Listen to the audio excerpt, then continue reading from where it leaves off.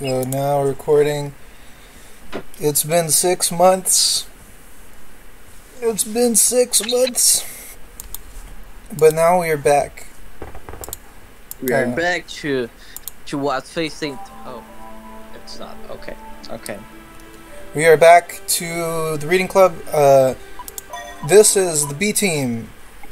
So. Do you know that the people that subscribe in your channel, like the 3 people who watch Fate, they are waiting for Fate, right? Right. So this was what I was going to explain.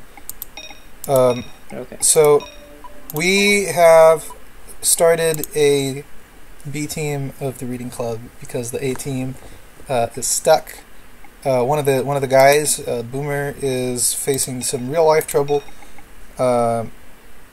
and because of that, we're gonna put Fate Stay Night on hiatus for a while. We don't know how long the hiatus is gonna be, but we're gonna stop in our tracks and come back to it when Boomer clears out his schedule and is done with real life trouble. Meanwhile, us from the B team are going to be, well, it's me, Zevlen, Mapo, Tofu, and Unlimited. We are going to be reading other stuff from our big list of things. Yeah. And then covering that, just so that we're not in a content drought while Boomer gets his stuff together.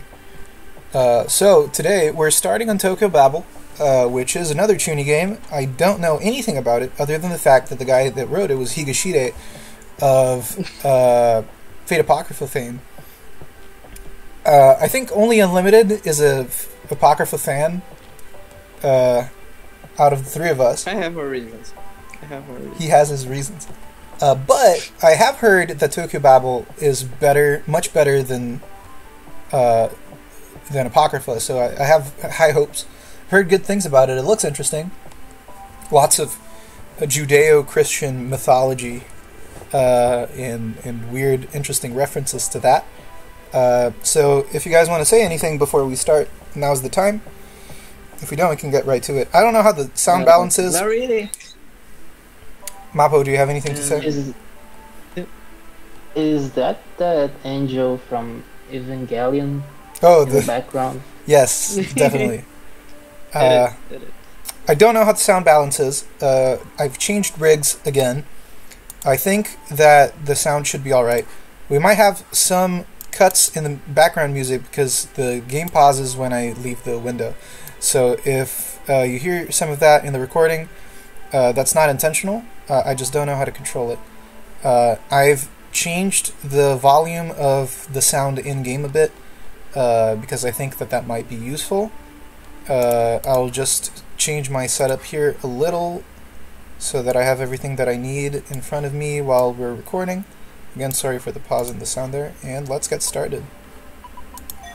Let's go for another round.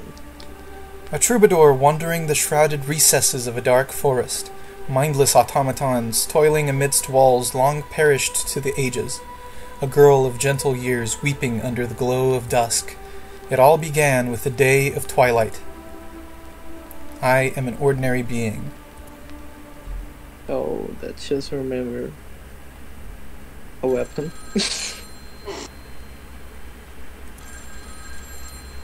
You're not gonna read it? Oh, that's so beautiful. Kugutsu Sodomi. I get it. A shrill sound jolted my fleeting consciousness back to reality, making me feel like a spinning top forcefully put to a halt. Not the most pleasant of feelings, all things considered. We have voice acting, let's go! A tingling numbness crawled along my left cheek and arm. I had given up on forming sensible thoughts until my brain finished rebooting. You're not gonna read it. I'm not. There's the sound effect, you know. But you... Yet the ringing noise It's refused... part of the text. Shut up! Yet the ringing noise refused to cease, eventually growing painful in my ears and irritating my senses. If I had to compare it to anything, I'd say the sensation was akin to a screwdriver drilling into my eyeballs. Ugh, that'd surely leave a mark in the morning. I like her voice actress. That's pretty good.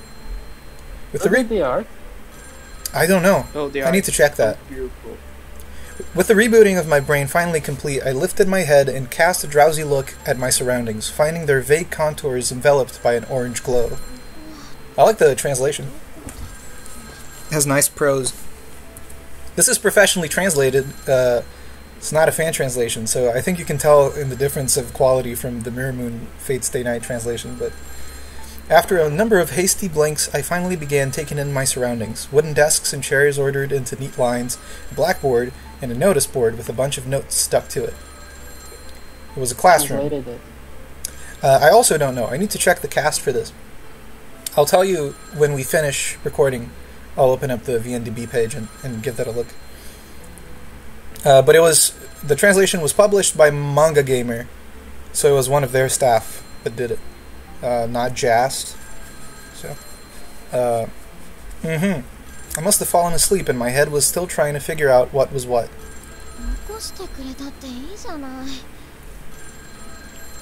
So we got an outcast girl, maybe? I don't know anything about this game, by the way, so it's not like Face Day Night. I haven't read it before. I spent a few moments grumbling over my situation. Some friends I had... Wait, forget my friends. Wasn't it normally a teacher's job to wake up sleeping students? Burn.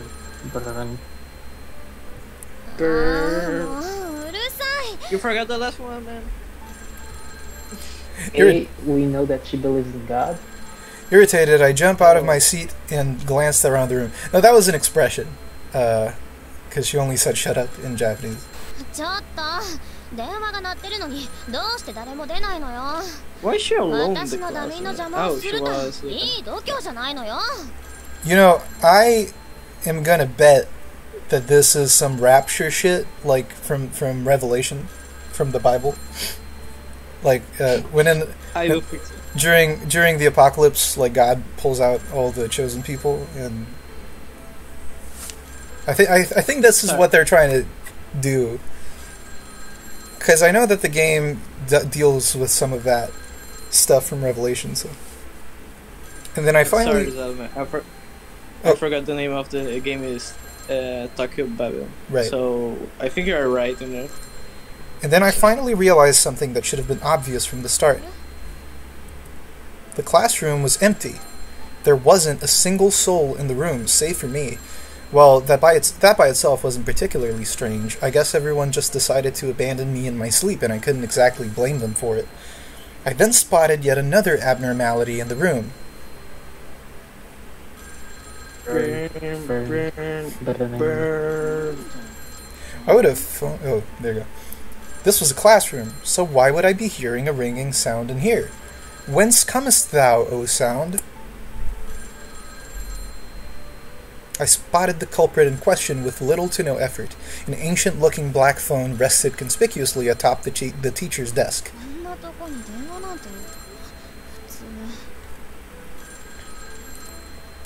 Yet there it was, without a shred of doubt, filling the room with its shrill tone like it was the most normal thing in the world. Let me see if I can increase the speed of the text.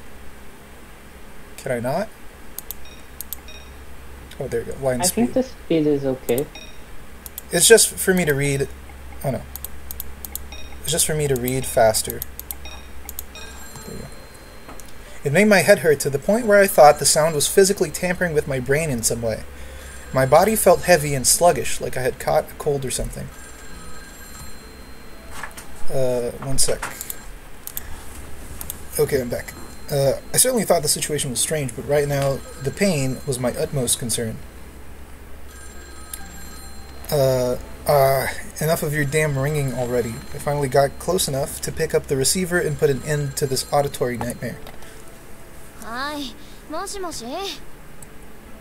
My frustration slipped into my tone. The person on the other end could no doubt make out the belligerent crudeness of it. The headache was seriously killing me, and the dizziness, almost like I had a fever. It was so bright, I attempted closing my eyes, but the orange rays still pierced through the eyelids, making me feel as if my brain itself was illuminated by its flickering lights. What? Mapo, what happened with the trace? You know, it was so beautiful. Oh, now I think I can see some just the sprite art. I'm not a huge fan of this game's sprite art. Some of most of the CGs look pretty cool. Some of the character CGs look a little weird. But I don't know. I think we'll get used to it eventually. It feels a bit strange, you know? Yeah. Like, okay. Well, we'll see. I think the CG artist is different from the sprite artist, but... However, the person on the other end of the line showed no sign of surprise whatsoever. His voice was dispassionate, cold as ice.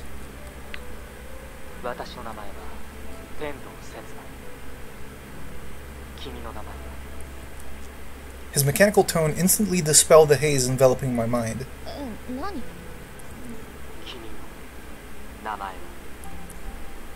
My name was... let's see...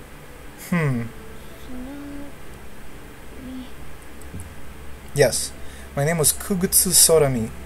I really wish my parents had picked something more feminine sounding, but there you had it.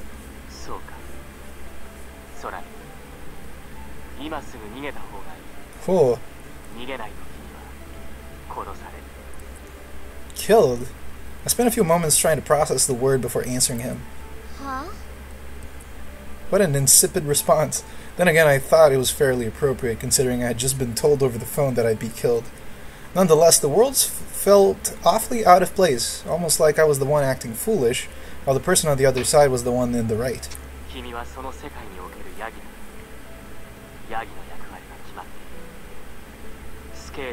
That's a biblical reference. There you go.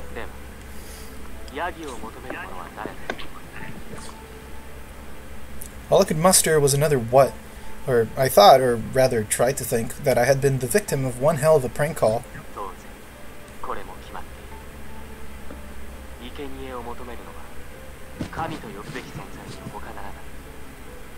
My brain had been in complete emergency mode for a while now, trying to tell me that I had forgotten myself into a dire situation, that I was merely turning a blind eye to the problem.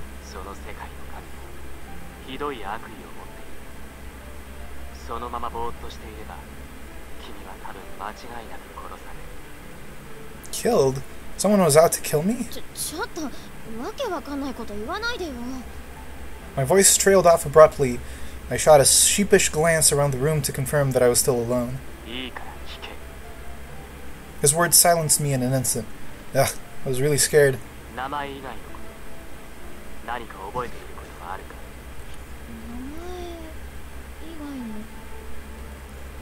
And with that, I had finally realized the most striking abnormality of my situation. I was Kugutsu Sorami. I had no other information.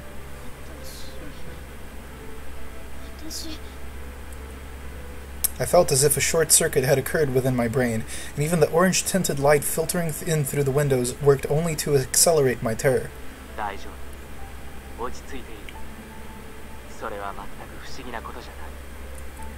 The cold voice buzzing through the receiver soothed my panic-stricken mind.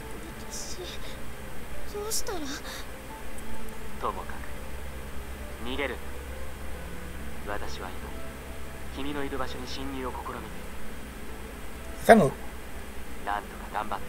kind of love the soundtrack. Survive? What the hell was that even supposed to mean? Still, his suggestion did sound awfully appealing.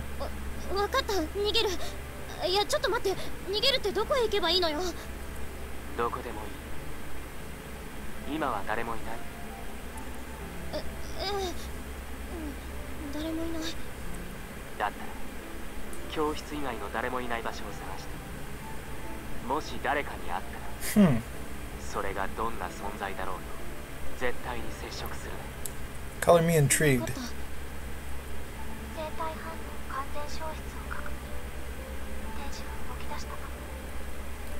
A mechanical voice reached me from the receiver. I couldn't quite make it out.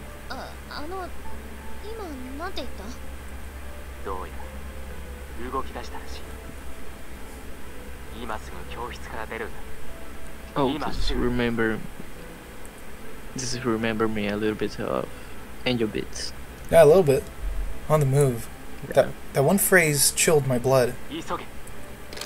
I slapped the receiver down and rushed outside the room. Where do I go? I had a million questions racing through my mind about my amnesia, about whoever was targeting me, about the abandoned school building, the guy over the phone, and God knows what else. It was a split I don't second. know if I'm a fan of the way that conversation was structured. What do you mean? It's not about the text, it's just the visual part of it, you know, like showing the sprite of the other person. I think it kind of kills the mystery, you know? Yeah. The reader has access to information that the character doesn't. Doesn't, right. And up until now, it seems that the text was very personal. You know, the narrator is the character. Right. So having that visual information seems a little bit off.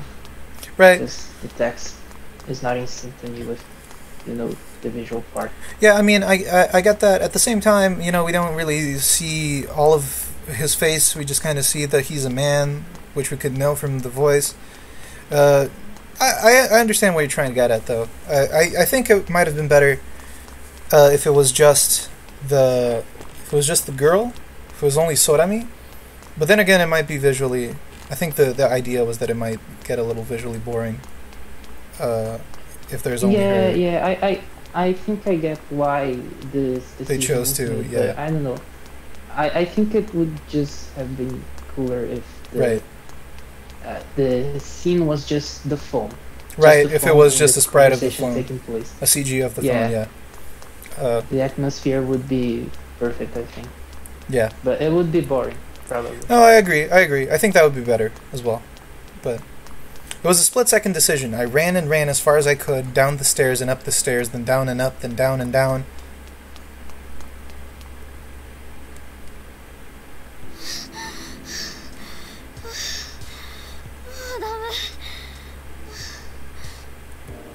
I ran for 10 minutes straight, surprising even myself by such a display of stamina, yet each breath I inhaled now felt a chore as my sluggish body was assaulted by a wave of unpleasant chills. I was now standing in a long, straight hallway with no idea where to go. The classrooms were locked, and though I could probably kick the doors down, I preferred not to make a racket. I was going to be killed. Those ominous words still haunted my mind as I bolted through the hallways that seemed to go on in endless circles. I had no idea if I was ascending or descending, nor could I even tell which floor I was on. Ah, damn it, I was beyond clueless. Other than my past being one massive question mark, the present was a blur, and the future was even less certain. I felt as if fear had taken hold of my heart with an iron fist, making me sink deeper and deeper into its bog. Despite wanting to go home, I couldn't even recall where I lived. The only thing I still remembered was my name. I wonder if I had a family or friends. What sort of things did I like or dislike? What were my strengths and weaknesses? I couldn't even remember my own face all that well. I considered the straightforward possibility of this all just being a dream. With a faint glimmer of hope nestled in my heart, I decided to give my cheeks a hearty pinch.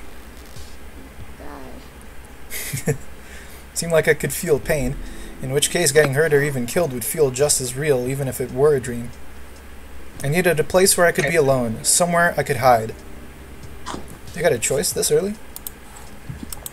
No, it doesn't look like it. The girls' bathroom seemed clean enough, so I decided to huddle up inside its farthest stall. I sat myself down on the toilet seat, letting a sigh leave my lips as I hugged my knees to my chest. The rays of dusk seeped in through the windows in unchanging orange. The sheer number of things I had to mull over left me unable to properly collect my thoughts. If I were to count my blessings, I could name only one, the fact that I didn't succumb under the pressure and started screaming at the top of my lungs. No doubt I had my hardened nature to thank for that. I was simply scared. To realize that I would be next, to know that my life was in the crosshairs, paralyzed me with fear. I jolted up, let out a scream too, and ultimately hit my bum as I landed back in the toilet seat.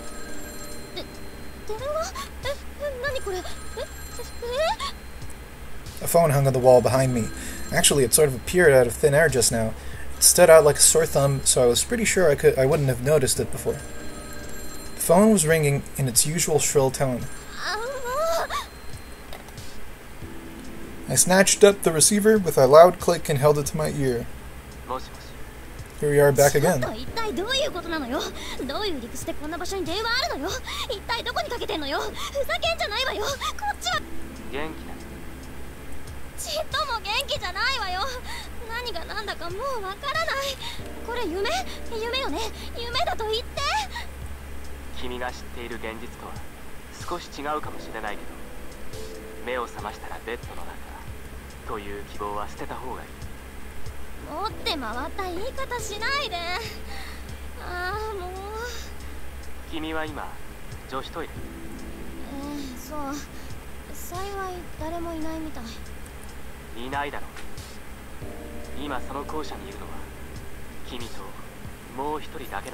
hunter and the hunted.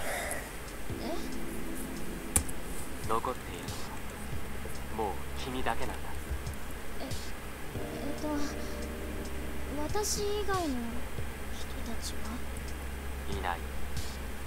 皆殺しにされたらしい。 Holy shit. I took a deep breath, having understood the sheer severity and abnormality of the situation, even if most of the details were still vague at best. この電話で喋っているとまずいかな。受話器を取っている間、音を君がいる世界から切り離しているから問題ないと思う。そんなことできるの？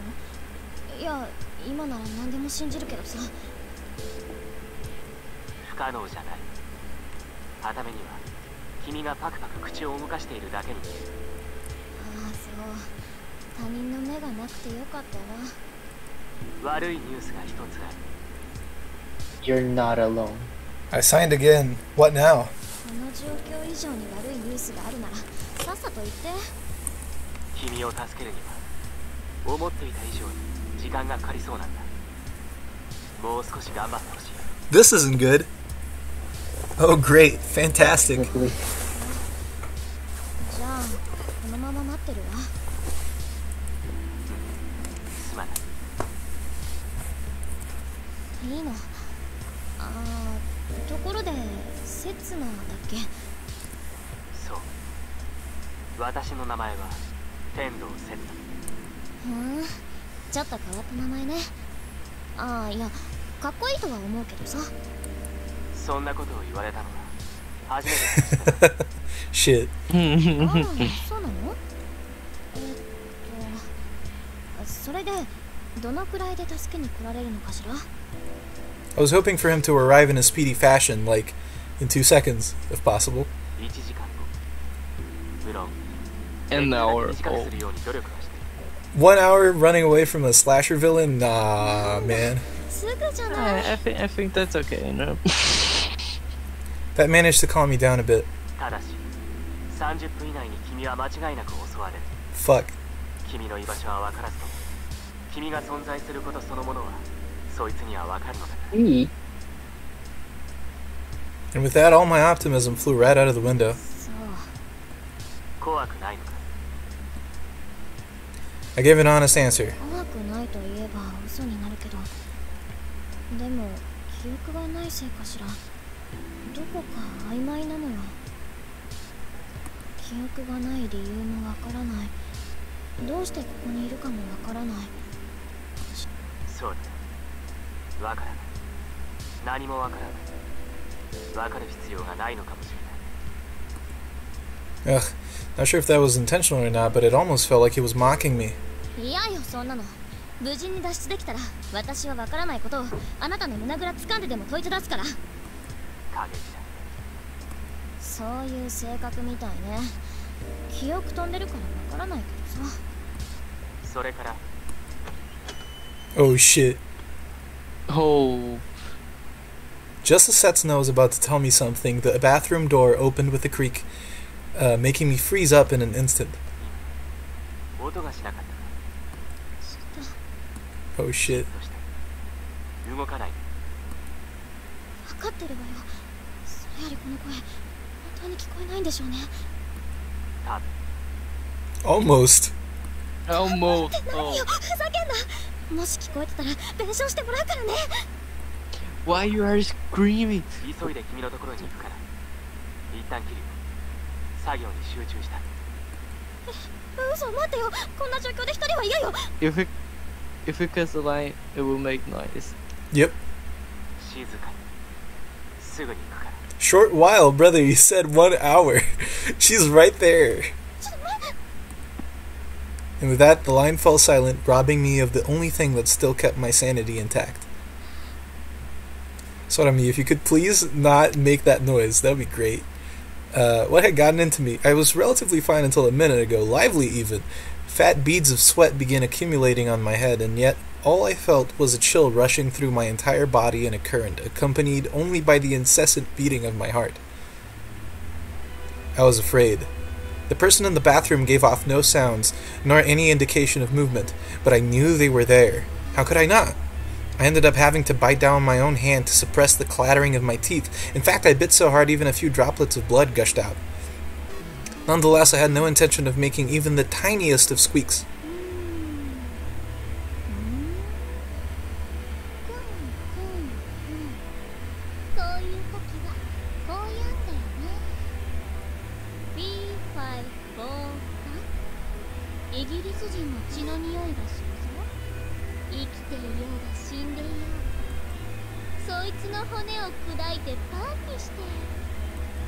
The girl recited the words in a voice gentler than a midsummer breeze. A frightened gasp escaped my lips. My heart was in a vice grip of shelled steel, freezing the very blood in my veins. I was scared beyond words. The unimaginable ruthlessness lurking behind that girlish facade of a tone filled me with a crippling sense of dread.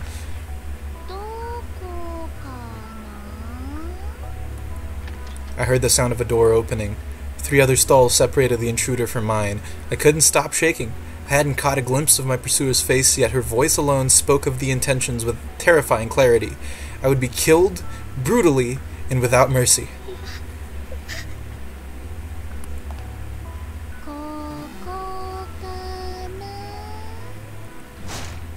Another bang. The door was flung open with slightly more ferocity than the one preceding it.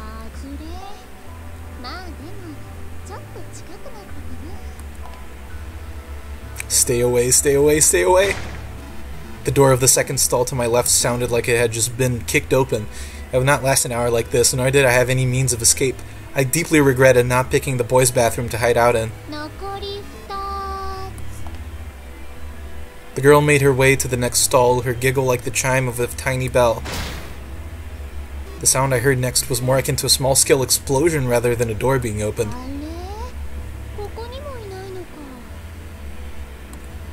And then an idea popped into my head, one that could save my skin. It was a desperate gamble for certain, but it was also my only option right now. The girl would come to check my stall in a second. Before she could do that, I'd hop over the partition and slip into the neighboring stall, the same one she had just checked moments before. The plan felt like it was destined to fail from the get-go, but I'd be a sitting duck if I simply stayed in my stall doing nothing. I'd be killed for certain, brutally and without mercy. I didn't want to die. Probably for the first time in my life, I began earnestly praying to God.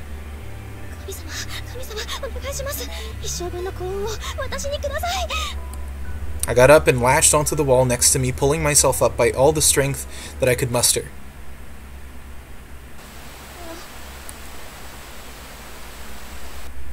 From beyond the partition, a pair of crimson eyes were fixed on me, staring intently. Just staring and staring, never once blinking. Just staring and staring and staring and staring and staring and staring and staring and staring and staring and staring. The girl's lips slithered into a broad smile. And in the blink of an eye, everything around me was ravaged, rewound, ripped, and ruined. A gaping abyss of a hole invaded the bathroom floor, swallowing me whole, plunging me ever downward into depravity, darkness, and oblivion.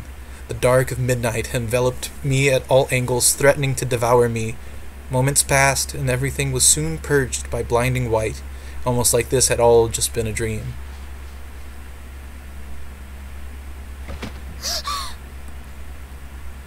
Guess it was a dream, huh? I shot an alarmed look around the room, only to be met with displeased gazes of my fellow classmates. So what's the theory here, guys? I don't know. I was thinking that it was like the plot of Angel Beats, you know. Is she like John? Like she's having a vision from what will happen in the future? I don't know. There is an important What scene. what was the kanji that appeared on the screen? It was the kanji for looking. It's I believe it was the stare thing. There was an important scene. I don't know if you noticed, but during the run, I think so, or it was a little bit after, she was looking at the windows and the stair. I don't remember if there was image of the stairs there, but there was image of the windows.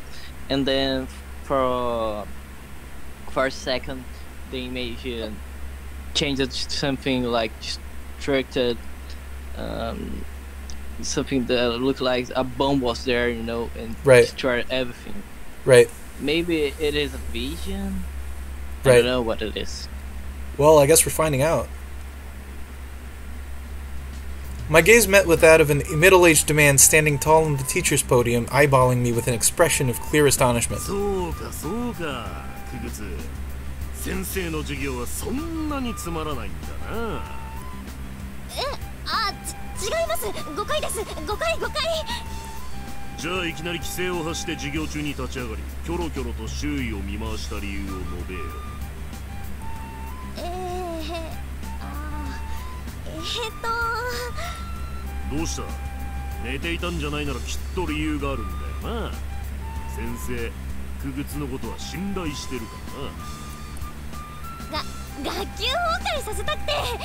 Great, Sorami.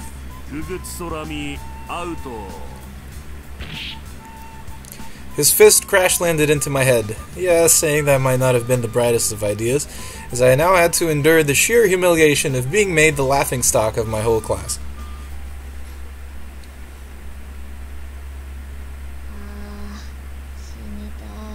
I don't think you do, lady. I don't think so.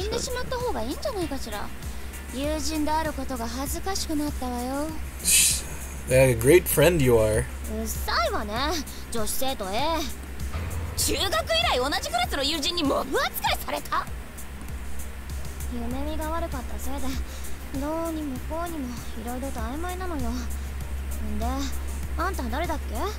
I like that we already have the Chuny classics. We have the vaguely religious imagery. We have the dark secret mystery.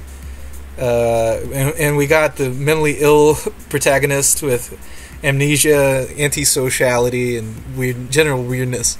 That's true. Hey, wait a minute. Yeah. I got a theory. The guy on the phone, he said that she asked for him where should she go, you know, to escape from the angel. She called it an angel or something like it. He said that it doesn't matter. She just had to imagine. Like he didn't say imagine, but like it doesn't matter. Just go for right if you have to go. Right. What if before the angel catch her, you know, maybe she's trapped inside her mind, and in the last second, she put herself back into the classroom. You know, like this isn't happening. This is just her mind. Yeah, that makes sense. I can see that. Yeah. Well, let's find out. Okay, let's go. じゃあこれから一生南雲有利のことは女子生徒 A で通すから。ねえ A さん、前から思ってたんだけど。Oh, there we go. Got mentally ill, amnesiac, antisocial protagonist that plays visual novels. That's great. Oh wait, wrong button. あらゆる意味でひどい発言ね。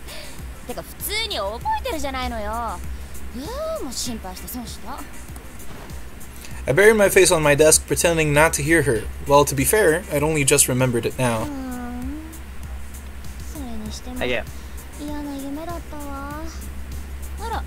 空見って夢を覚えているタイプ？インパクト強い夢を見たときは割と。でも大抵はその日のうちに忘れちゃうわ。Oh, one last thing. She was basically screaming. I wish this was a dream. Right. そりゃそうよね。夢なんてそういうもの。あんまりリアルだったし、痛みまであったのよ。ああ、思い出すだけでも気分悪い。Yuri responded with a mischievous smile. 痛覚がある夢っていうのは確かに珍しいかもね。どんな夢だったのかしら？I'd already forgotten it. In any case, it was a really terrifying dream. 誰かに追い回される夢だ。あるある。私はね。Yuri cleared her throat and went on a jovial tone. 時計マスクの怪人とチェーンソーを持った怪人と頭に針を刺したセノバイトと。Oh, there we go. We have fucking movie references here. We got Jason. We got the Chainsaw Massacre. We got Hellraiser and Night of the Living Dead. なぜゾンビとグールとリビングデッドをいちいち編集教的に分類したのかよくわからないけど、あと嬉しそうなのもよくわからないけど、まあ。I got up from my desk to stretch my limbs. ストレスか。溜まってんでしょ、いろいろと。溜まってんのかな。I spotted a number of male students staring in my direction. There's something bashful about their gazes, and for some reason they'd instantly looked away once I took notice of them. それもこれにも空目が熟れた体を持て余しているとか言い出したら大抵の男子生徒はエキサイトするでしょ。一言も言っとらんわ。 Besides, there was nothing on me that could in good consciousness be labeled as ripe. I don't know about that, lady. On the other hand, there was still room for improvement. まあ、嫌な夢なんてさっさと忘れなさいな。所詮夢は海の泡に過ぎない。存在を許されるのは一瞬だけなの。だからこそ波しぶきが美しく、夢は綺麗なの。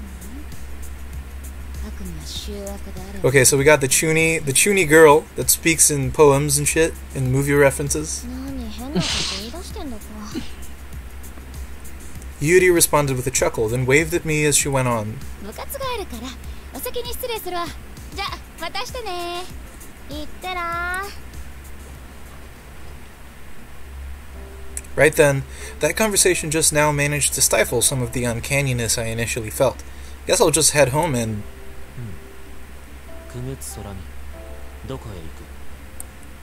A whiff of anxiety flooded my senses as I turned around in response to the oddly roundabout expression. Before me stood a male student of striking blonde locks, his countenance frigid, almost like a block of ice sculpted into a man. Why is Edward Derrick here? That's a good question. So true. He wasn't Aryan, was he? Nah, he had to be Japanese, even if his looks didn't make it exactly make it evident. The way he carried himself, that callous look in his eyes. And I forgot his name. 集体をさらけ出して少しはまともになったのかと思ったんだ。ダメか。ああ、はいはい。ついでだから忘れてもらえると助かるわ、アジャ君。アジャじゃなくてアダだ。何度言えばわかるのかな、君。いいじゃない。高名な女子プロレスラーと同じだなんて、私だったら喜ぶけど。それと親から受け継いだ名前を変えてしまうのとでは話が別だ。で、何のようなのよ。奇妙な夢を見たんだそうだ。そうよ。悪かったわね。Ada shrugged, his emotionless features showing not a shred of change. 夢は少なからず現実を反映する。どんな高等無形な夢であっても、そこには必ず現実の。This is really fucking weird. She is definitely either in her own head right now, or these guys are all in on whatever she's also in. Yeah. Because they're trying to make her remember. the way that they're pointing the conversation, they're trying to make her aware of what she dreamt of. Yeah, and there is images that are shown like the clouds destroyed and everything else. Right. And I think that the one that we should not remember it was her and her own self, you know, like an act of trying to save her own self. Right. I don't know. That's just a theory. Oh my god. 君の想像力が無限大すぎる。というわけでごめん、覚えてません。綺麗さっぱり忘れちまいました。そうか、それは残念だ。Ada exhaled a sigh.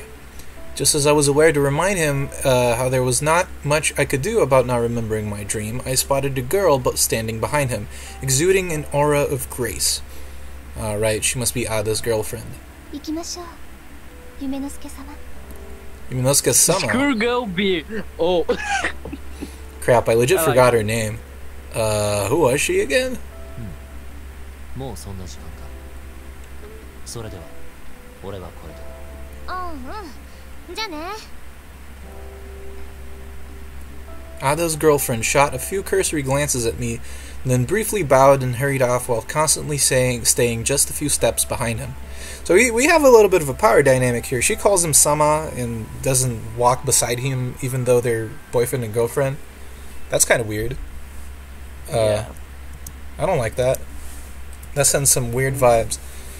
Oh, that must have been the characteristic mindset of the ideal Japanese woman, always staying a few steps behind the man. Or wait, it was actually a different interpretation in some book I read a while back. How staying a few steps behind was the ideal way to avoid landmines, by letting the one in front take the hit, that is. In any event, the point was that I couldn't quite see the value in a relationship like that. Having just declared that, though, I didn't actually know much about the two. But for some reason I had the feeling of certainty. I stepped out into the hallway only to be greeted by the hearty guffaw of the one person I wanted to meet the least.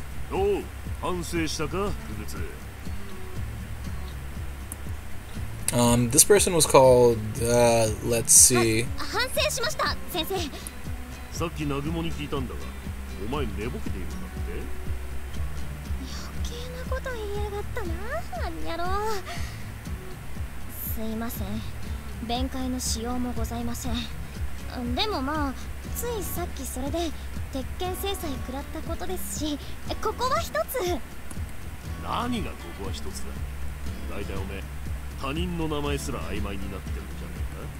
Crap, he was surprisingly sharp for such a big guy.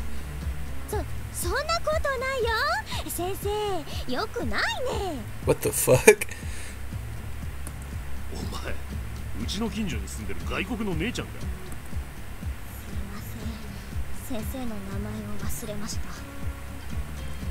Either that or I had never known it in the first place.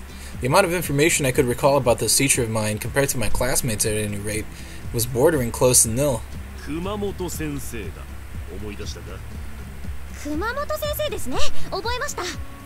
He made no attempts at hiding his astonishment.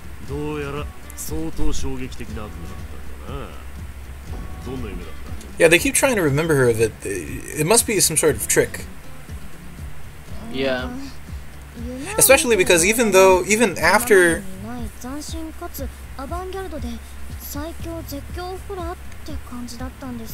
Even after she remembers their name doesn't change on the little nameplate thingy on top of their dialogue. That's what's getting me. Like I feel like that's a pointer that it's an illusion. It is like and the part in which she says that perhaps she never knew in the first place was emphasized in a way, right? Right. Perhaps that's what is really happening. Perhaps she doesn't know their name. She doesn't know them. Right. With a budget rivaling that of a Hollywood blockbuster, no less. At this point, I couldn't think of it as anything more than just a dream. The kind that rears its ugly head numerous times during people's lives. A dream where you're being chased by someone or something.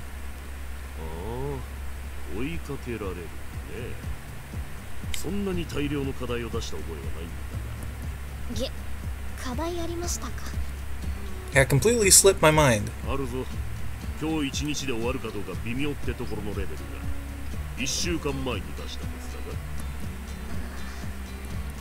His expression shifted into that of a teacher looking at a soon-to-be dropout. 覚えてないのか。つくづくダメなやつだな、お前さんは。It seemed like he did consider me to be on the level of a dropout. 面目ないです。はい。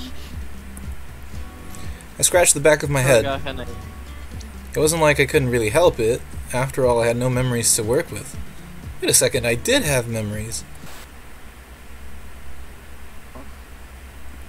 どうした？いえ、思い出しました。英語の論文でしたっけ？なんだ、思い出せたのか。で、やっ。はい、一応最後までやっています。確か。Yeah, I was gonna hand in some sorry excuse for a rough draft. 今日遂行するつもりでした。明日には提出できます。なんだ、優等生じゃないかお前。優等生ですよ。そういう設定です。設定じゃなくて努力の証だろ、それは。自分が優等生なんて自覚なかなか持てなくて。そうか。まあいいや。じゃ、明日の提出忘れるんじゃねえぞ。あと、悪夢を見るな。いやー、夢のコントロールはちょっとさすがの私でも。Someone like her, huh? さすがの私って、お前はどれだけ自分を高評価してるんだ。それはともかく、枕の下に何か面白いものでも入れておけ。あ、じゃあヌードルズのコント DVD でも差し込。The Noodles were a comic duo known not for their TV performances, but rather their stage appearances. And though I was not able to go see them live at a theater, I did end up buying their sketches on DVD. Well, I realize my constant praising may not change too many minds, so go check them out yourself. And that's it for my brief PSA. I wonder if these people are real. I don't know. I don't think they are real. Because the movie references that she made were real. I don't know. I think that's just memories. And there was a fun fact that she just remembered something after remember the eyes of the angel. Right. Maybe this is connected. Like the angel is trying to pull her out, maybe. Over her memories, put her out her memories. While the guy on the phone was trying like to keep her in this world of that looks like it's a cycle, something like it. It is I forgot how to say this in English. Anyway, she's just repeating the same thing. A loop, yeah. A loop, yeah, a loop. Thank you. If we are to consider that her quote-unquote dream is actually reality, then perhaps we'll be seeing Setsuna pretty soon, right? Right. He said he would be in here in about an hour. Right. So, right. Well, let's see. Oh, let's see. After spending a good 10 minutes losing myself in a heated discussion with Professor Kumamoto over the merits of this or that comedic duo, I decided to finally excuse myself and be on my way.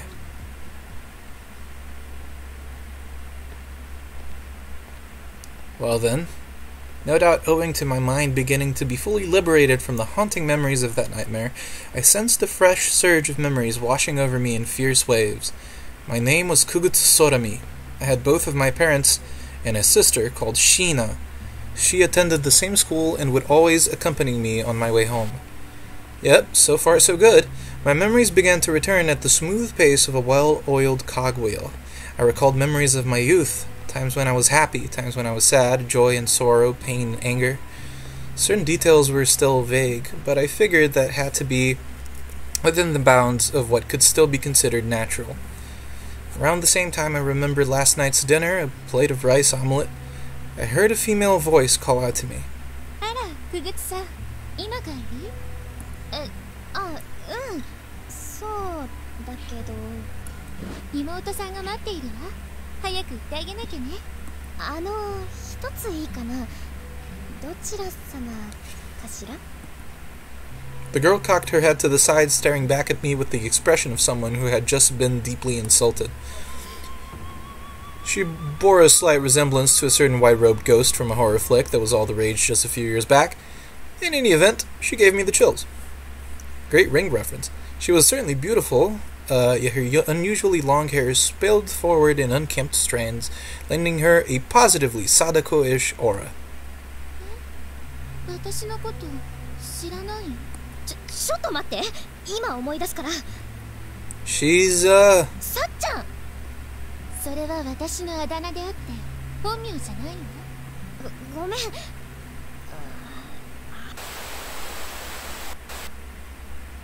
Suddenly it came to me. Wait, no, it didn't quite feel like remembering something. How do you go from Urushibara Aomi to Sachan? Yeah, I didn't understand you. But that's okay. Aomi nodded, her features loosening into a lovely smile. Oh, it's Sadako. Right. Because she looks like the lady from The Ring. Is it the same voice actress? Oh, sorry, what? Like, her voice sounds pretty similar to the one that we heard in the dream. Right, it kind of does. I wonder. Wait a sec. From the Broadcasting Club, right? Well, that would make sense for the transmission to Setsuna, right? She was in the radio club.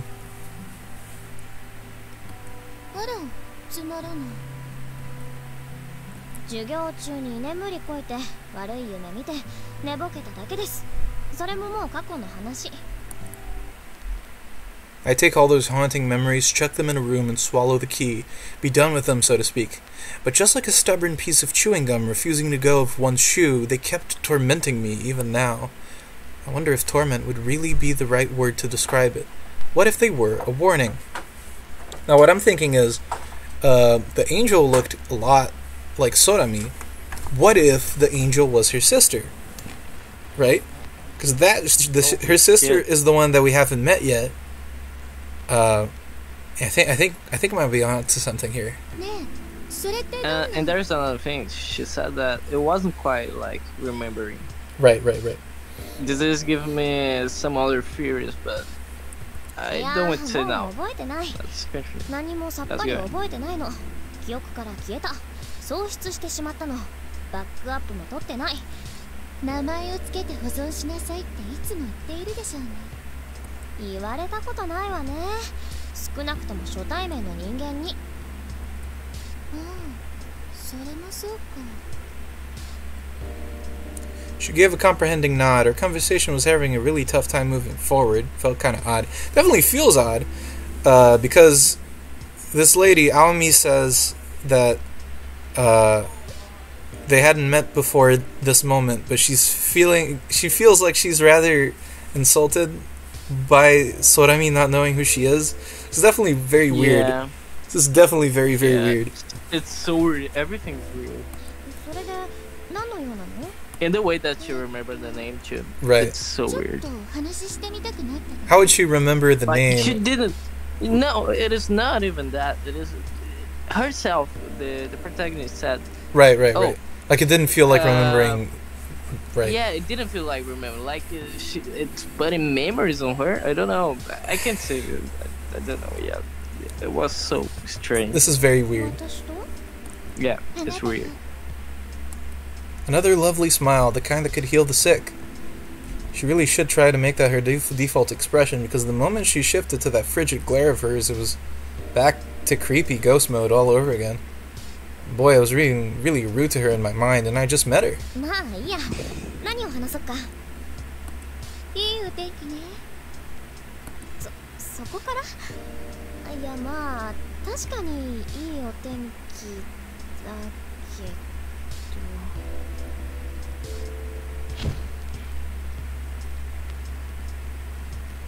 I couldn't finish the rest of the sentence as the blinding orange of dusk invaded the corridor through the windows. All of a sudden I recalled the nightmare. That's right, back in the dream I was sleeping at my desk in the classroom. Oh, you might be onto something, Mapo. 夢をちょっと思い出したのよ。確か電話が鳴ってたわ。私電話なんて知らないの？そりゃ知らないでしょうよ。私の夢なんだもの。で、教壇の上に黒電話が置いてあったのよ。The memories of my dream came trickling back into my mind in gradual fragments. Still, I had neither the time, willingness, nor obligation to go over each and every detail. そこらへん、もうちょっと詳しく聞かせてくれない？あー、ごめん。妹と待ち合わせしてるのよ。完全に思い出したら明日にでも教えるわ。I gave her a brief wave of my hand and turned to be on my way. じゃあまたね。I ran and ran, breaking into a dash, if not a full-on sprint, sure to put my trusty legs to work as I bolted down a whole set of stairs. It actually made me recall how I spent a decent amount of time rushing up and down flights of stairs in my dream. In any case, the laws of physics weren't completely flipped upside down anymore. Back in the dream, I recalled going up 7 floors, then down 10. The school was like a fortress. Needless to say, the classroom I needed to reach didn't require a Herculean effort of that caliber. In fact, I arrived within a minute, class 1-3.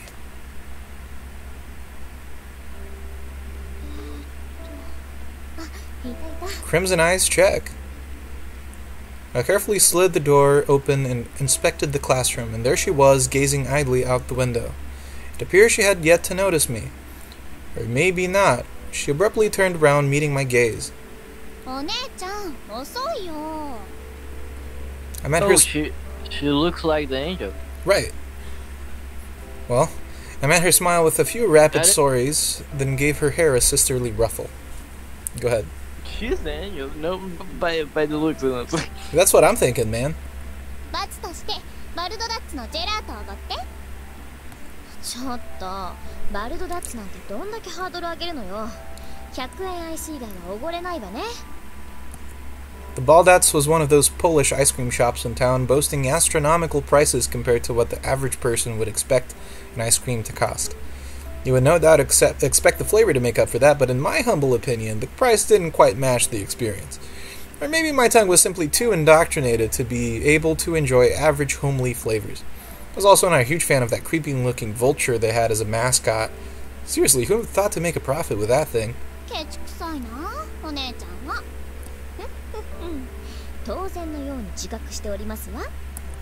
I struck a pose, placing the back of my hand to one cheek, giggling like some spoiled princess. Sheena, in turn, eyeballed me like I was being from another dimension. Good idea. We go home, change out of our school uniforms and into comfy sweatshirts while enjoying Mom's homemade dinner. A crude image flashed before my eyes, though I wondered if calling it a vision may be more appropriate of an expression. Fragments of that grotesque nightmare blossomed into view, staying for no longer than a second. A ravaged, worn-down classroom in complete disorder, fallen victim to the jaws of decay, its very air reeking of corruption, the stench of shriveled corpses, or that of skeletal remains, strands of decayed flesh still clinging to their bones. I shook my head and the world was once again back to normal.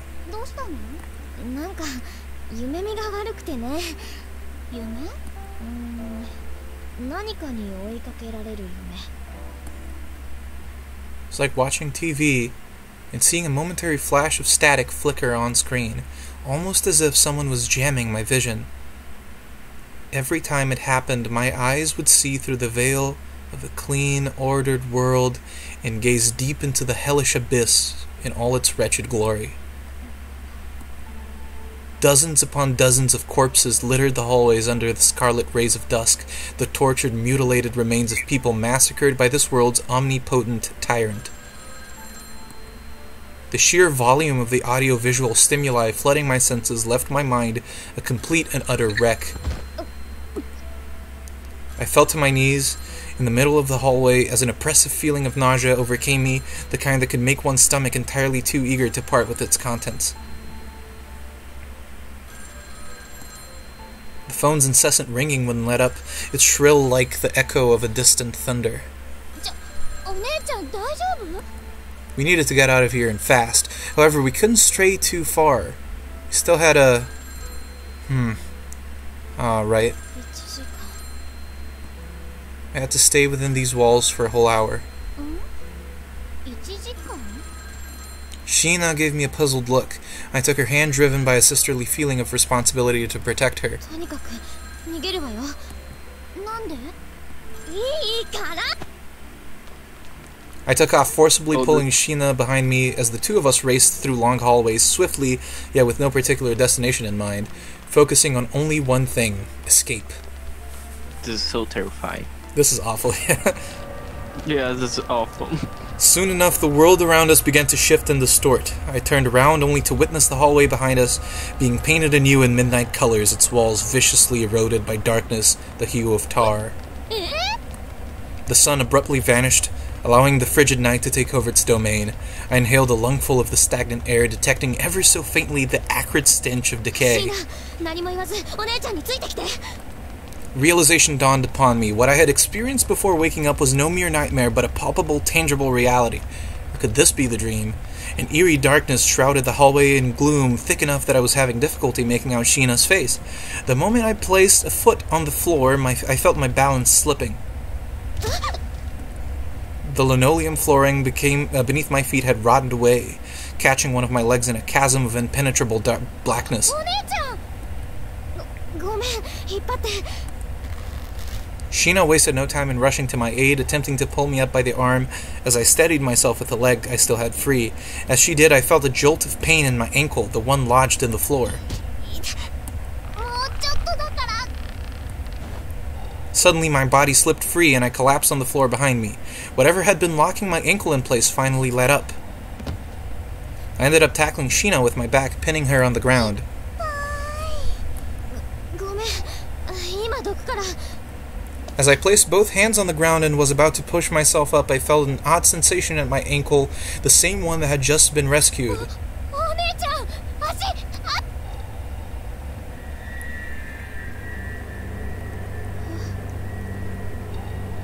What I saw there completely petrified me. A decayed human hand was latching onto my ankle. Sheena staggered backwards with an expression of pure disgust. I attempted to shake off the hand, but all my efforts proved fruitless. It refused to let go.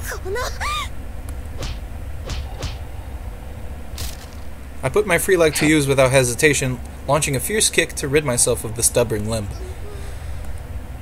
Sheena assumed a safe distance between the two of us, so come on, did she think I was doing this because I wanted to? ねえ、お姉ちゃん、これ何なの？さあ、私には腐乱した人間の手首に見えるわ。偽物だといいよね。 Fuck, this isn't good. Yeah. Unfortunately, my instincts were telling me that that was very much real. どうしてそんなのが学校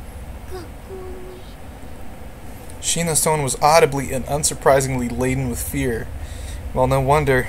I myself was just as terrified, just as chilled to the core as her. And then I noticed something I genuinely wished to ignore. Numerous green blemishes pockmarked the hand's decaying skin. I simply sat and gazed at it in silence while struggling not to vomit. I was at a complete loss, unable to process the situation. In the end, my whole body was trembling at the sheer thought of what I was about to do. I slowly lowered my hands into the hole on the floor. The cipher moment? Is this a decipher moment? Definitely. My fingers caught something. I poured strength into my arms, lifting the soft, decayed thing. It was certainly not light. In fact, it felt quite heavy, though the fact that it was only a torso worked in my favor. In any event, I dragged it out of the hole.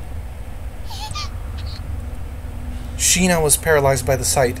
That is, a corpse with its hand torn clean off. The body had undergone partial skeletonization, with patches of decayed flesh still loosely clinging onto it here and there.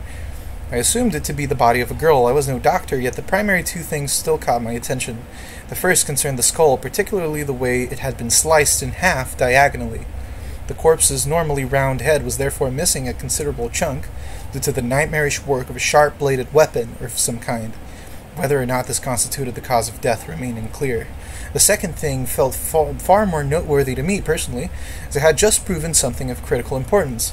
The corpse was clothed in this very same kind of school uniform I wore. There was something particularly gut-wrenching about seeing a decaying corpse wearing a school uniform. It wasn't just the kind of dead body one would commonly encounter in movies and manga. This body was here, in the flesh, right before my eyes, wearing a school uniform the same kind of mine.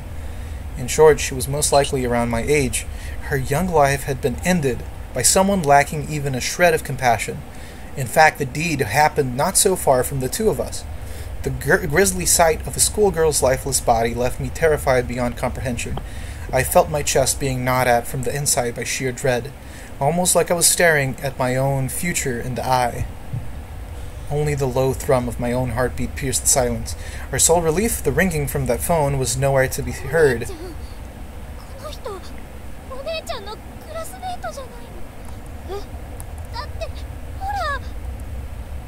Sheena scooped up the ID card from the ground nearby, and I held up so that I could have a better look. The name written on it made the final strand of reason I was still clinging onto in my mind evaporate in an instant. Nagumo Yuri.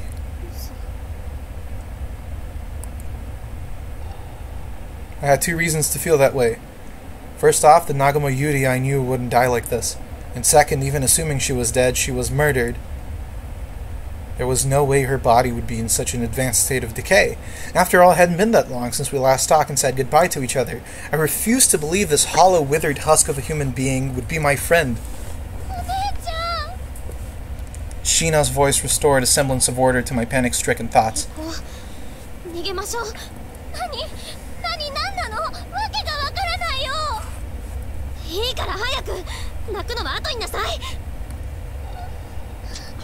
Sheena gave me a silent nod.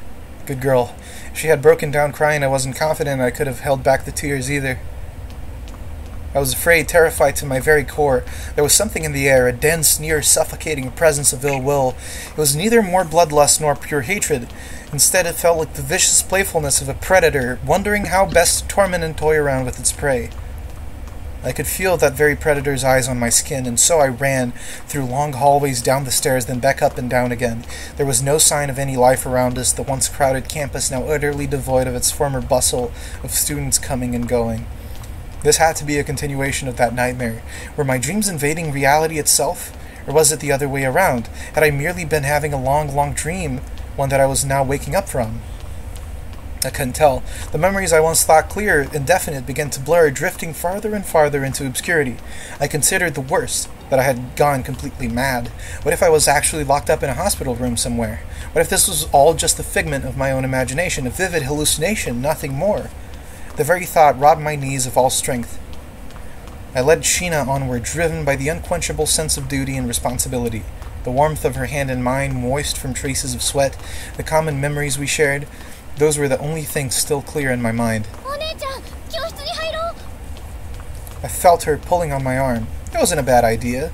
A classroom certainly was more appealing than an endless trek through the hallways. I flung the classroom door open and darted inside. That may have proven to be a fatal mistake.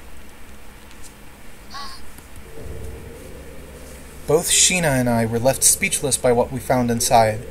Numerous corpses, their heads sliced clean off, were neatly lined up next to each other. There were roughly an even number of male and female students among the bodies, each wearing a school uniform. Tears began to trickle down my cheeks.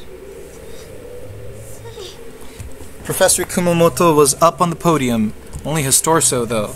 His features contorted into an expression of hellish pain, hiding very little of the sheer anguish he must have gone through in his final moments. Two decapitated heads hung from the ceiling, Ada and his girlfriend. The former wore a mask of silent terror, while the latter's feature reflected grim acceptance.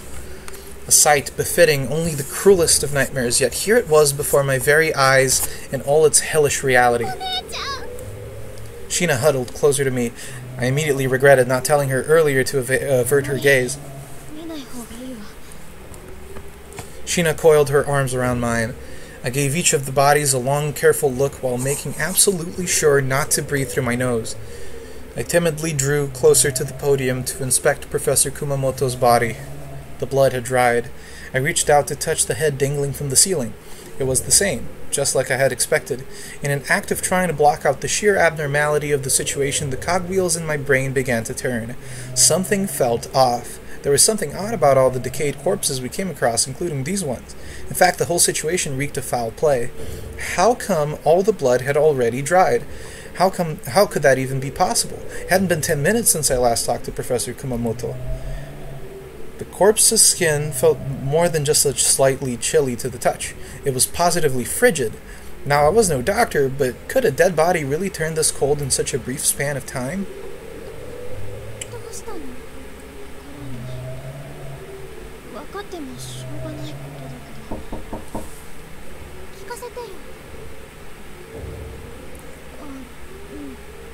さっき私熊本先生に会ったのよ。あとあだとその彼女にも。死体が冷たすぎないかなってそう思っただけ。どうでもいいことでしょ。どうでもいいよね。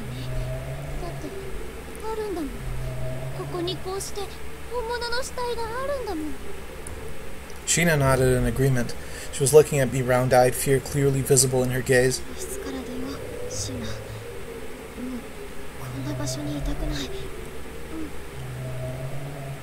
Sheena turned to slide the classroom door open. Or at least she meant to. Her brief whisper of a phrase planted a seed of anxiety in my heart. So Sheena is not the angel. Evidently. I don't know. Sheena attempted to force the door open, but it simply would not budge.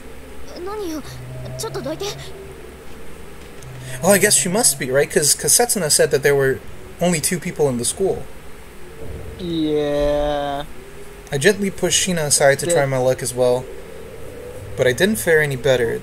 The door, almost as if someone was holding it closed from the other side, remained tightly shut.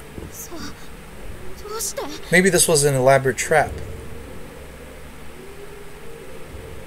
I tried another door out of sheer desperation, the one on the far side of the room, but none would budge. As a last resort, I tried to try the window as well, but that proved to be a wasted effort just the same.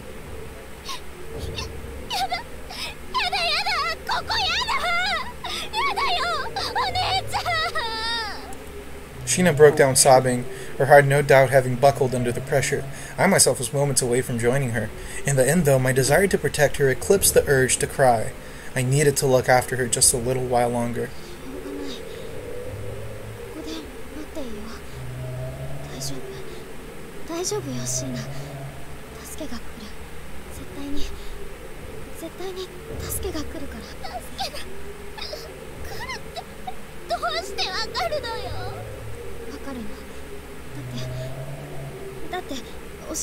Oh, she fucked up. Oh, no, she fucked up. She fucked up, boys. I don't want to say anymore. Sheena stared at me with her mouth agape.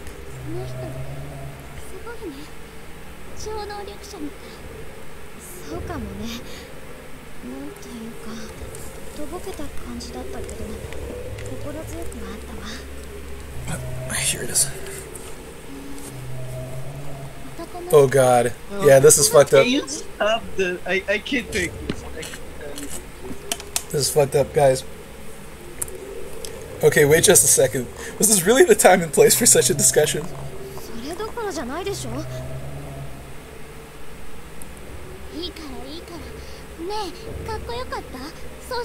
What the fuck? Oh my god. I gotta have nightmares over this. Oh god, this is... Oh shit. Okay, wait up. Hold on for just a second. Sheena launched into one question after the other. I needed to calm her down. Something in her just flipped all of a sudden. This was her way of coping with the situation. At this rate, her mind was going to reach a point of no return.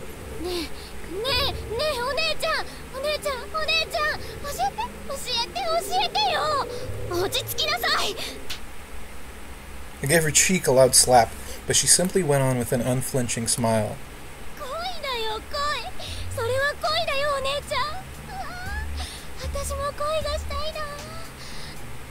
I could feel the air around us chill.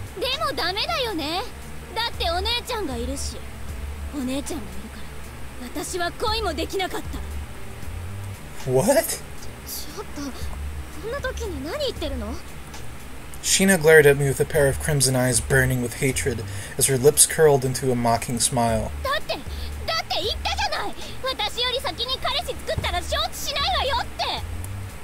I did say that numerous times, in fact, but it was a joke. Nothing more. I thought she understood.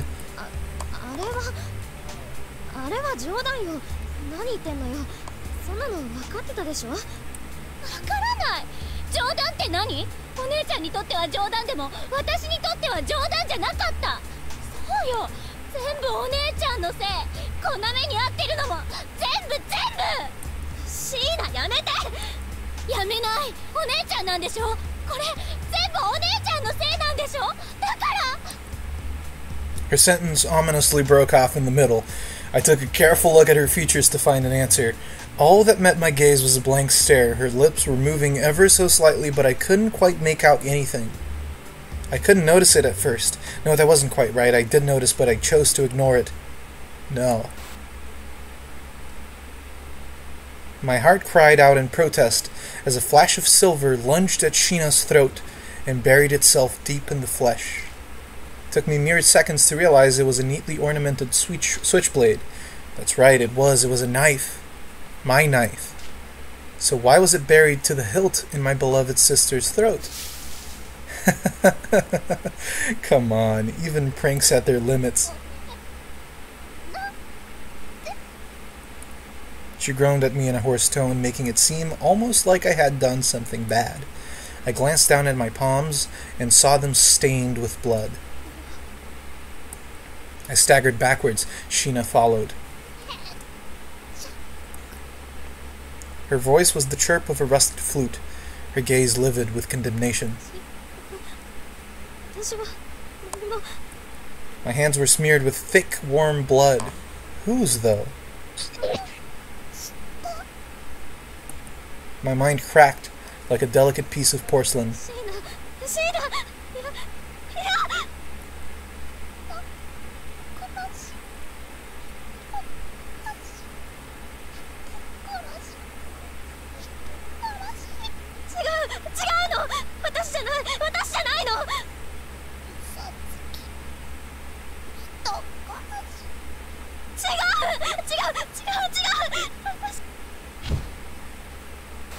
The memories came back to me in vivid detail, how fed up I had been with Sheena's hysterical questioning. I casually pulled out the switchblade from my pocket. Right. I stabbed her. I did think her irritating at the time, but who wouldn't in a situation like that? I may have wished for her to disappear, even if it only lasted for a mere second. It was the kind of fierce, murderous impulse we all have from time to time, but one that barely anyone genuinely follows up on. There was no way I would kill her. She was my sister, my very own blood. Why would I plunge this knife into her throat? Ridiculous. It was an illusion, a hallucination. The warmth of her blood, the way it trickled down my palm, everything. It had to be. So mentally ill, psychopath protagonist, maybe. Yikes. I don't know. Sheena collapsed onto the ground, her attempts at breathing coming out as a low series of wheezes.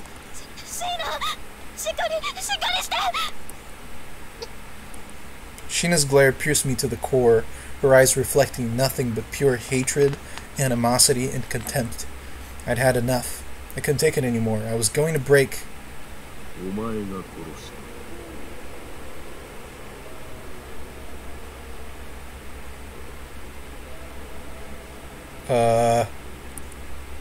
My thoughts were interrupted by the familiar voice of a certain teacher. Professor Kumamoto was staring right into my eyes.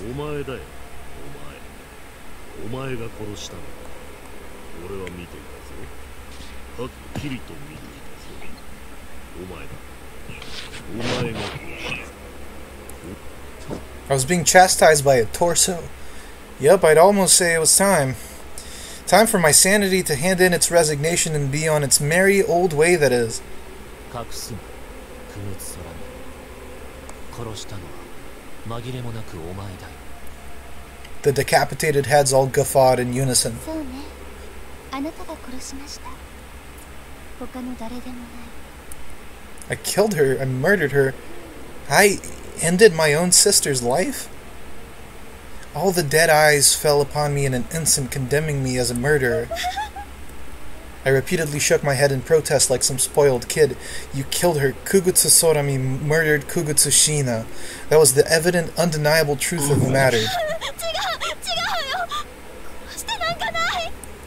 This was insane. Utterly and thoroughly, the warning sirens wailed in my head like the relentless buzz of an insect swarm. Something was off. The entire situation reeked of lies and fabrication. My screams silenced their condemning hisses. Leaving Shina's lifeless body on the ground, I somehow managed to stand up on my own feet. I once again reached out towards the classroom sliding door, all the while trembling like a newborn fawn. It slid open without resistance. I slept outside, a sigh of relief leaving my lips.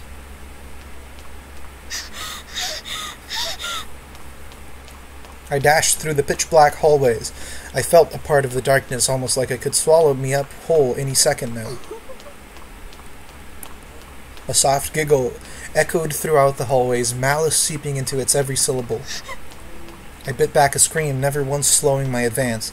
A few beads of sweat accumulated in the corners of my eyes, no doubt due to fear. Memories flooded my mind. Right. Shina has always been a touch spoiled. We were inseparables, spending all of our school years together. Naturally, we did butt heads from time to time, as sisters usually do, finding this or that irritating or even enviable in the other.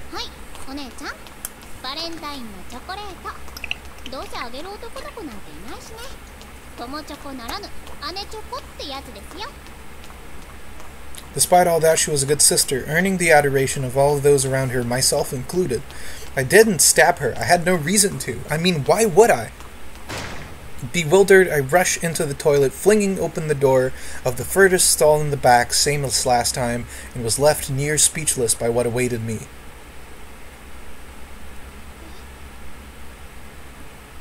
I was back in the classroom. The bathroom stall door I opened had turned into the same old, squeaky sliding door that led to the classroom. Oh shit. Oh shit. And in there stood my own sister, completely unscathed, almost like that incident with the knife had been all just a dream. For a brief second, I even forgot to breathe. My brain had already entered a state of overload from the myriad of unanswered questions I was attempting to process. I felt my mind on the brink of collapse.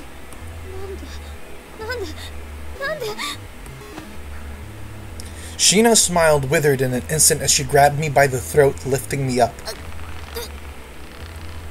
My feet kicked and struggled as I hung in midair, but Shina met my resistance with an ever-tightening grip, her strength out of this world.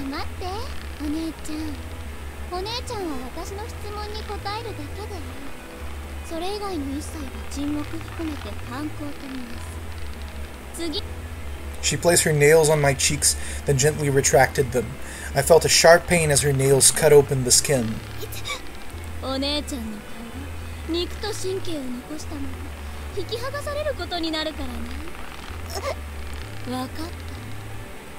As I gave Shina an eager nod, her grip relaxed, setting me free.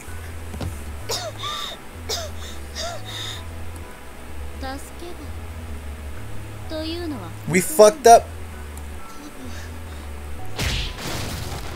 The moment I uttered the word, a tremendous blow crashed into my stomach and sent me flying a few meters back straight into a wall. I felt like my internal organs had just been crushed by the sheer impact of it.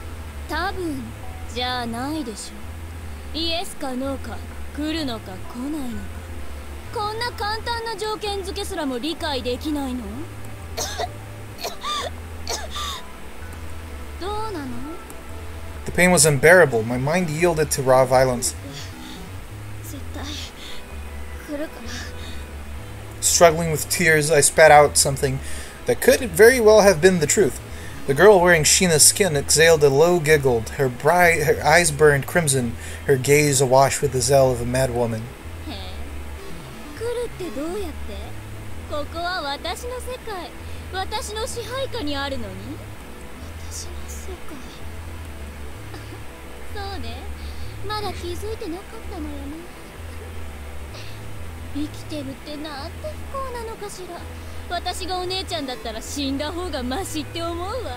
I love this girl's voice actress. She has such a crazy range, dude. Yeah. That's nuts. If I was like, I wondered where she was going with this as I struggled to endure waves upon waves of unrelenting pain.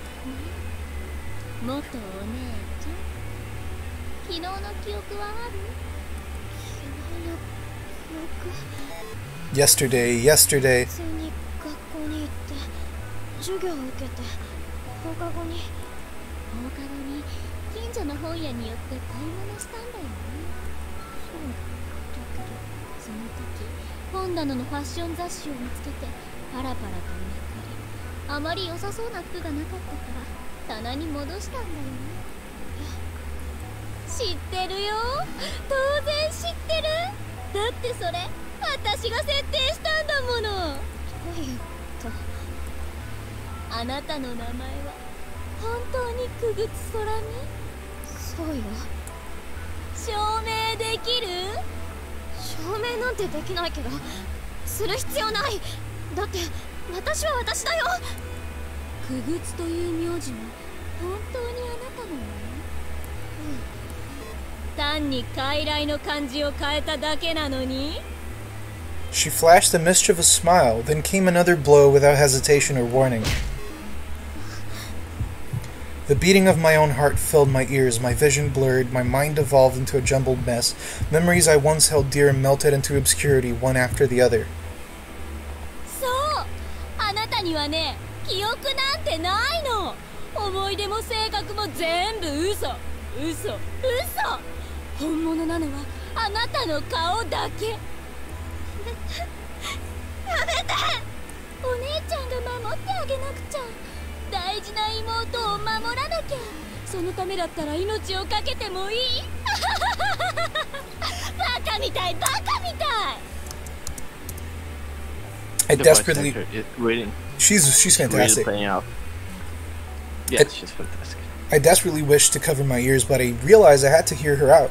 Or rather, I knew she would kill me unless I listened to every last word. And so I steeled myself, ready to endure everything as she ridiculed all I held dear, mocking me in my misery. It was hell itself. それなら私は一体何なのよ。さあ、私は名前を忘れたけど、誰かからお姉ちゃんをもらっただけだから。あなたがもともとどんな存在だったかなんて知ったこっちゃないな。It was simply too much. I felt myself helplessly crushed under the weight of her words. なんでこんなことね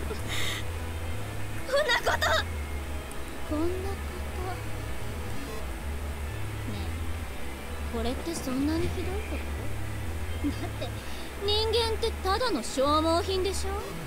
勝手に誕生して勝手に生きて勝手に死ぬ。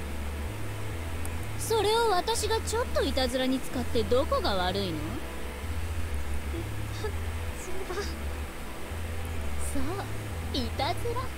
踏みつぶしてもひねりつぶしても叩きつぶしても自然発生するじゃない。私はたまたま譲り受けたお姉ちゃんを記憶をいじり回して遊び道具に使っただけ。 Pure anger burned in me, yet all I felt was my entire body growing colder and colder. She was no human. In fact, she looked down upon them as cattle. In her eyes, I was no more than an insect ready to be massacred on a whim whenever it would please her. あなたは一体何なの？ She responded with a vile howl of a laugh. 私は何に見える？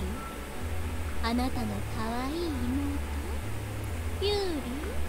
それとも熊本先生？アダ？それ以外の名前も知らない誰か？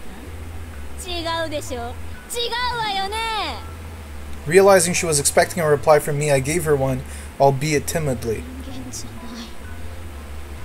それだけはわかる。じゃあ、私は天使？それとも悪魔？ She narrowed her eyes. If I made a mistake here, I knew she would pulverize me in an instant. Which one would be correct?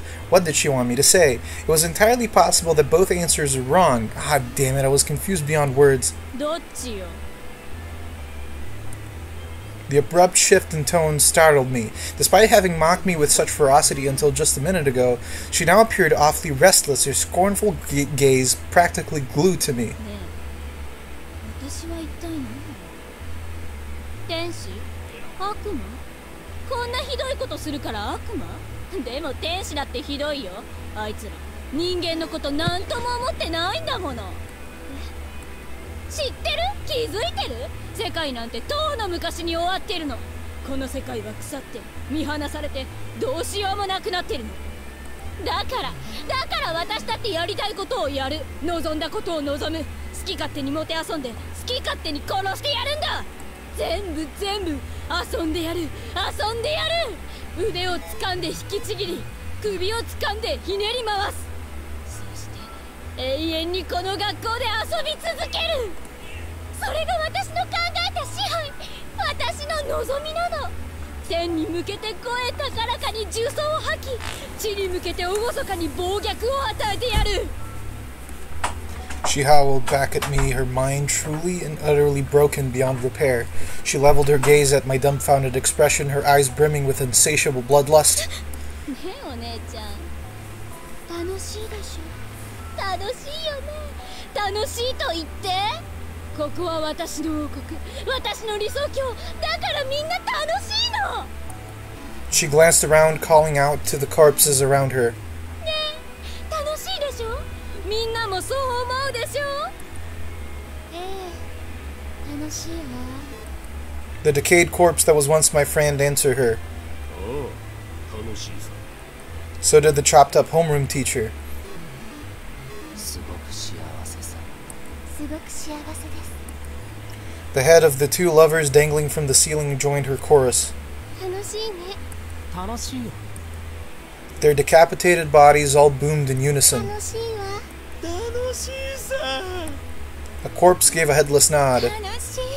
楽しいぞ。 and yet another voiced in his approval.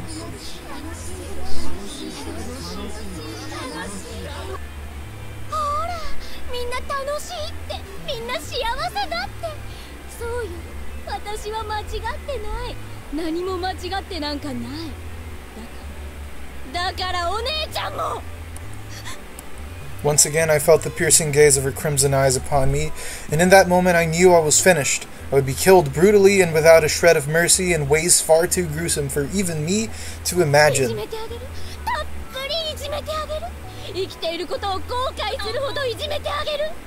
五感と通学神経は大事に保管して、他を徹底的にいたぶってあげる。バラバラになった自分を見せてあげる。腐敗する過程を思う存分体感させてあげる。生きるってことがどれほど辛くて苦しくて絶望なのか、とことんまで思い知らせてあげるからね。 I felt my thoughts wander as far as my mind and soul yielded to complete terror. And then, it happened. Finally.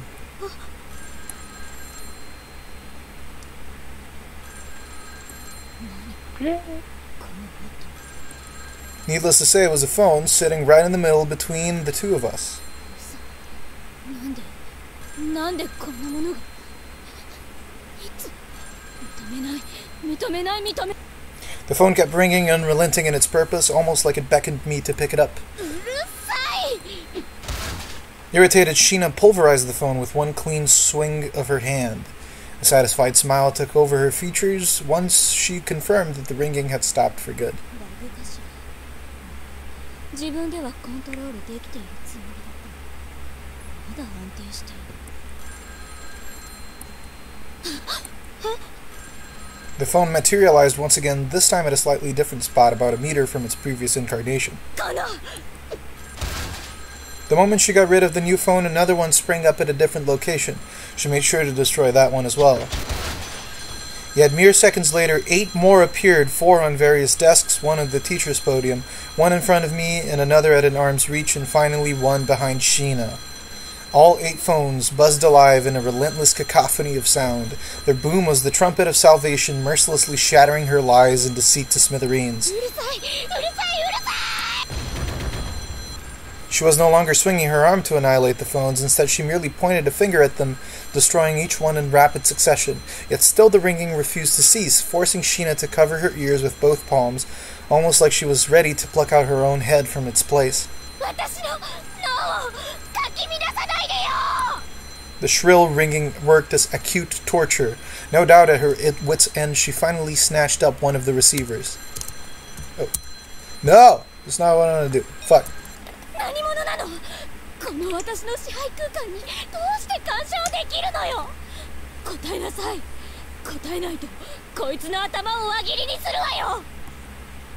She glared straight at me while talking.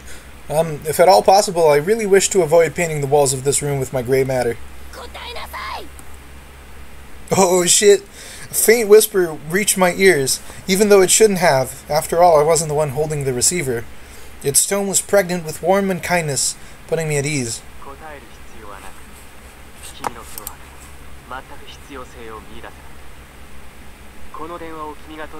Fucking finally, man! You are taking your sweet-ass time! At the very same time her eyes shot open in response, a sizable chunk of the classroom's farthest wall was blasted open. I stared round-eyed at the spectacle while Sheena glared at it with a pair of bloodshot eyes filled with murderous contempt.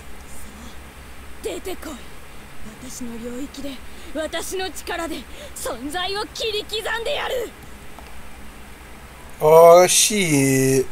Hey Zevlen. Yeah. Can you make a quick pause? We sure can. So we are pausing here to let it conclude next time. What do you guys think so far is going on?